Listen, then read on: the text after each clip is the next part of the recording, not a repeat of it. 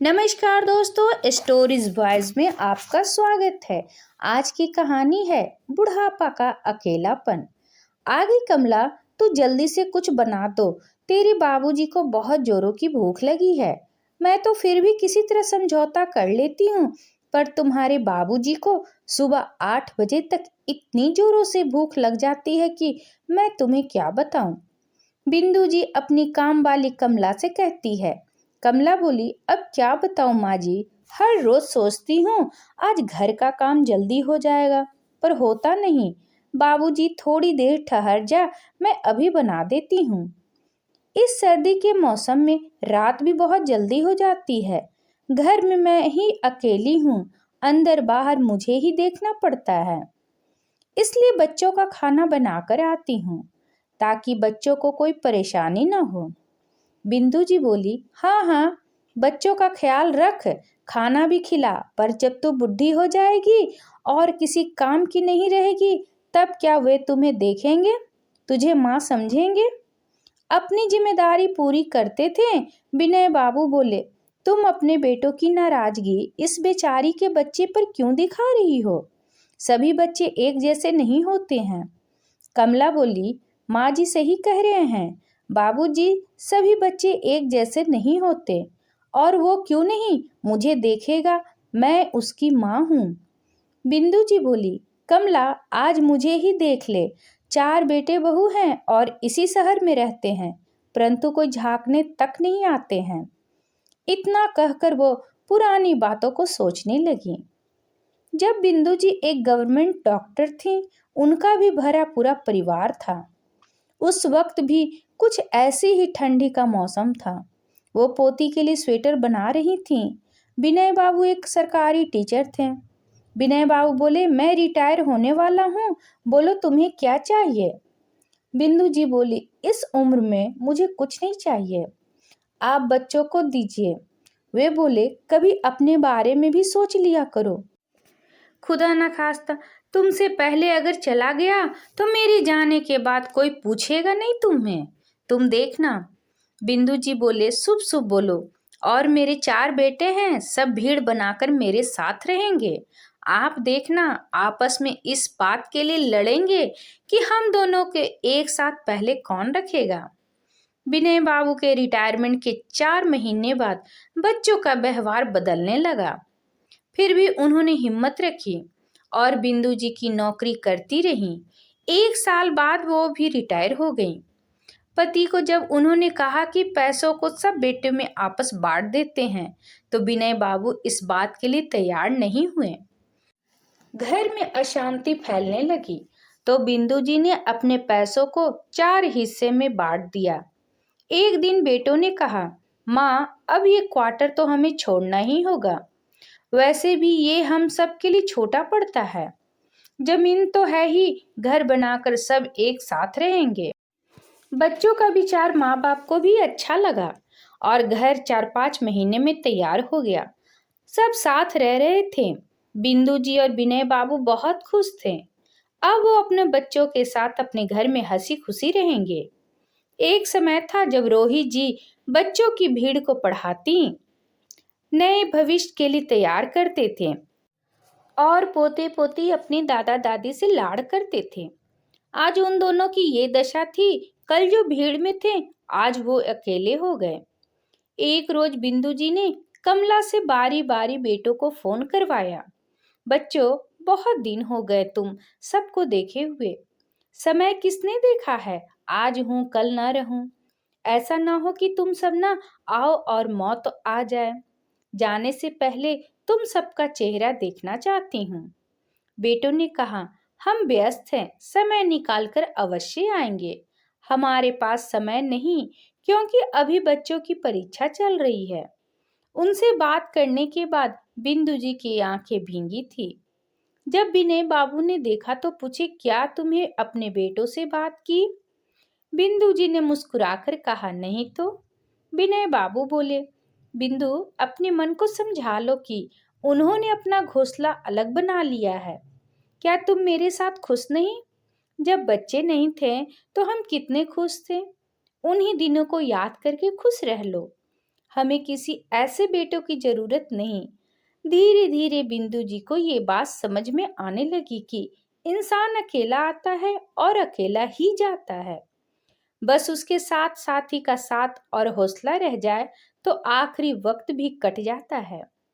विनय बाबू ने अपने पैसे अपने बच्चों को नहीं दिए थे, तो उन्होंने अपनी सुविधा के लिए कुछ लोगों को रख लिया।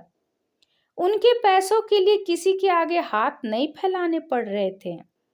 विनय हर शाम बिंदु जी को व्हील चेयर पे बैठाकर आसपास के नजारों को दिखाते थे और घंटों दोनों वक्त बिताते थे।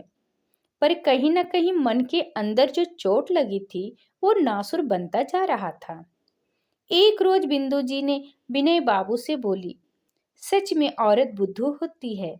आपने मुझे कितना समझाया था, फिर भी मैंने अपने सारे पैसे उन लोगों को दे दिए, ये सोचकर कि बच्चे हैं, माँ बाप से दूर कैसे रह पाएंगे। एक बात कहूँ, कल जब मैं नहीं रहूंगी तो आप किसके साथ बात करेंगे? विनय बाबू बोले, जितने साल मैं तुम्हारा साथ दे रहा हूँ, आगे तुम्हें मेरा सहारा बनना पड़ेगा। बिंदु जी मुस्कुराकर बोली, काश मैं अपने आखिरी सांस तक आपके लिए कर पाती। बिंदु जी एक डॉक्टर थी, वो अपने अंदर के होते हुए बदलाव को मैं समझ गई थी। सांझ हो गई है, चलिए आप खाना खा लीजिए, क्योंकि आपको भूख जल्दी लग जाती है।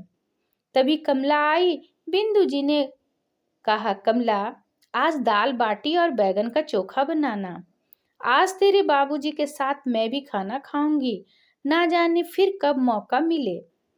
विनय बाबू बोले, बिंदु जी हौसला रखो, सब ठीक हो जाएगा।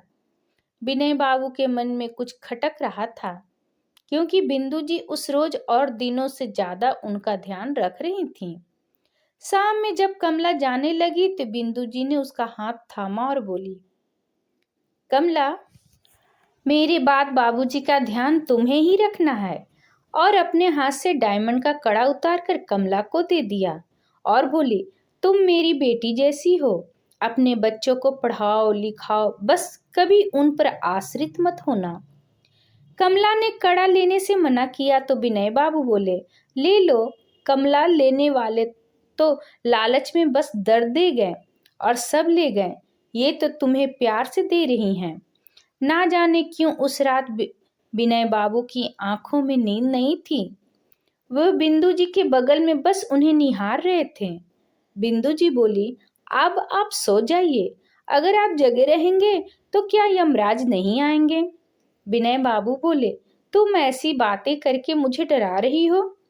बिंदु जी बोली, आप चिंता मत कीजिए, मैं आपका हाथ थामे रहूंगी। और दोनों सो गए। सुबह जब कमला ने घंटी बजाई तो विनय बाबू की नींद खुली। उनके हाथों में बिंदु जी का बर्फ जैसा हाथ था। विनय बाबू ने जब उन्हें जगाना चाहा तो वो जगी नहीं। कमला ने जैसे ही बिंदु जी को देखा वो रोने लगी और बोली, बाबूजी, माँ जी तो हमें छोड़कर चली गई। विनय बाबू बोले, बिंदु, ये तुमने सही नहीं किया, मुझे किसके भरोसे छोड़ गई। फिर भी विनय बाबू ने हिम्मत नहीं हारी और विधि विधान के अनुसार अपनी पत्नी को लाल जोड़े में तैयार किया। जब बेटों ने आगे बढ़ के मुखाग्नि देनी चाहिए तो उन्होंने उन्हें दूर रहने का आदेश दिया। जिस दिन तुम लोगों माँ बाप को ठुकरा कर चले गए थे, समय इंसान को कितना कठोर बना देता है। विनय बाबू पूरे घर में अकेले रहने लगे और अपने अंतिम समय का इंतजार करते और खुद को नई उम्मीद देते थे। उन्होंने अपनी जिंदगी में उस घर को वृद्ध आश्रम को देने का फैसला किया और अपने बाद बचे पैसों को कमला के नाम कर दिया, ताकि उसका बुढ़ापा दुख से ना कटे। कमला हर दिन आती, विनय बाबू की सेवा करती है। उनका एक बाप बेटी का रिश्ता बन गया था और विनय बाबू अपना समय लोगों के साथ उठने बैठने में बिताने लगे। पर जब भी घर आते, बिंदु जी की कमी उन्हें बहुत खलती थी, क्योंकि उनको उनके बिना घर काटने को दौड़ता। फिर उन्होंने अपने जैसे बूढ़े लोगों को अपना घर में जगह देने लगे, जो उनकी तरह बेसहारा थे। इस तरह अपने हम उम्र के साथ रहकर कुछ अच्छा लगने लगा। मित्रों, ये दर्द हमें बहुत कुछ सिखाता है। फिर बुढ़ापा तो हर किसी को आना है, कोई इससे नहीं बच सकता। बस एक उम्र हो जाने के बाद अगर साथी का साथ ना रहे तो भी खुद को नई उम्मीद और हौसला देते रहें, क्योंकि यही एक चीज है जो हमारे साथ रहती है। बच्चों को अपने माँ बाप का ख्याल रखना चाहिए। जैसे बच्चे कहते हैं आपकी जिम्मेदारी है अपने बच्चों का ख्याल रखना, तो बच्चों का भी फर्ज बनता है अपने माँ बाप का ख्याल रखना।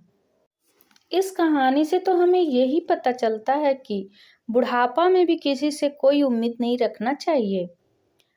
इस पर क्या राय है कमेंट करके जरूर बताएं। अगर पसंद आए तो प्लीज़ लाइक एंड सब्सक्राइब करना ना भूलें। इसी तरह और भी कहानी सुनने के लिए कृपया बेल आइकन बटन को दबाना ना भूलें। वीडियो देखने के लिए आपका बहुत बहुत धन्यवाद।